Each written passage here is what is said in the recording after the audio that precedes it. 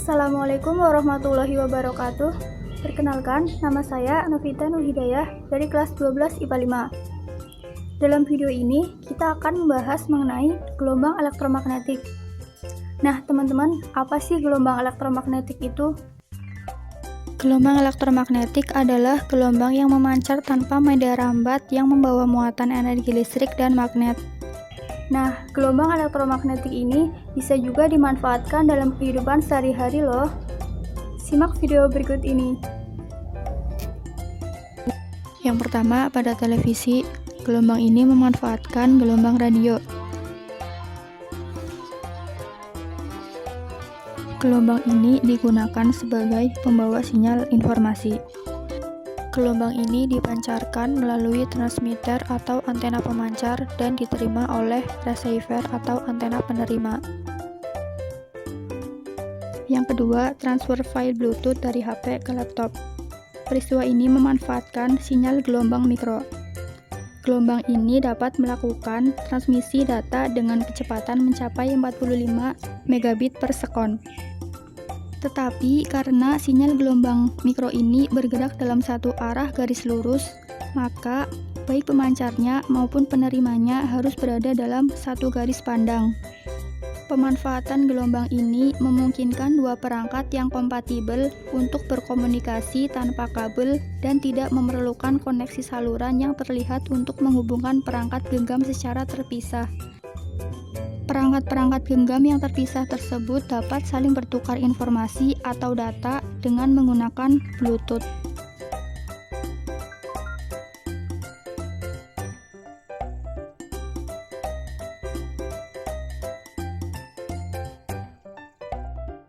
Berikutnya, penggunaan remote TV. Peristiwa ini memanfaatkan gelombang pada sinar inframerah. Gelombang ini tidak dapat menembus tembok atau benda gelap dan memiliki fluktuasi daya tinggi dan dapat diintervensi oleh cahaya matahari. Sinar ini memiliki panjang gelombang lebih pendek dibanding pada gelombang radio dan lebih panjang dibanding pada cahaya tampak. Berikutnya, penggunaan lampu senter. Peristiwa ini memanfaatkan gelombang pada cahaya tampak, yaitu jenis gelombang elektromagnetik yang sangat dekat, dapat dilihat langsung tanpa alat, dan dapat membantu penglihatan mata.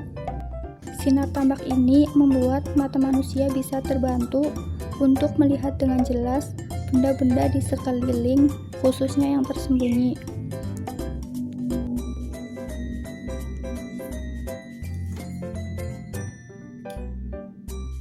Selanjutnya, proses fotosintesis.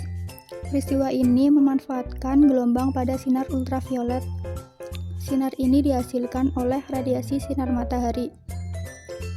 Proses ini dilakukan oleh beberapa tumbuhan yang mengandung zat hijau daun atau klorofil.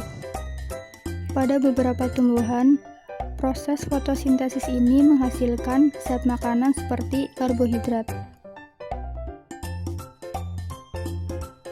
Kemudian, dalam dunia kesehatan, para dokter memakai sinar X untuk melihat organ dalam tubuh seperti tulang untuk mendiagnosa pasien.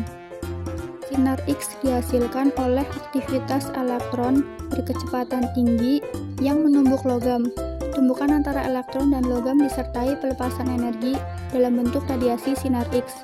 Oleh karena itu, energinya sangat besar. Tak heran jika sinar X mampu menembus logam dan tulang manusia.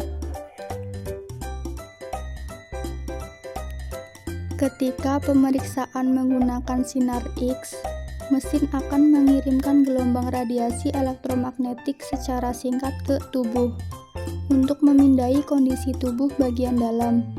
Jika mengenai logam atau bagian tubuh yang padat seperti tulang, sebagian besar partikelnya akan terblokir. Hasil pemeriksaannya pun akan tampak berwarna putih.